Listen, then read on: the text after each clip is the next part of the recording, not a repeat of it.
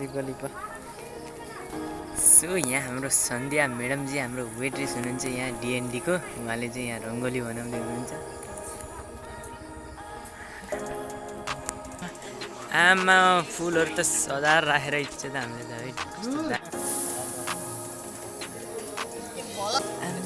Famous हुन्छ भने famous गराउनु परेन तिमीहरूलाई यार।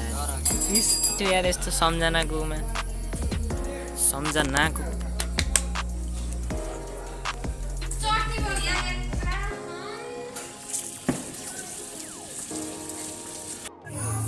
सो जस्ट हाम्रो रङ्गोली रेडी भइसक्यो होइन।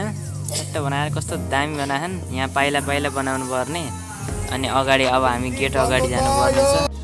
म यहाँ रेस्टुरेन्ट अगाडि आएदेखिको कस्तो दामी, यो चाहिँ दामी भयो यार है कस्तो दामी देखेको क्या। रेस्टुरेन्ट अगाडिको चाहिँ सिम्पल राम्रो खालको दामी बनाएर रहेछ यार। त्यस मन पर्यो मलाई चाहिँ।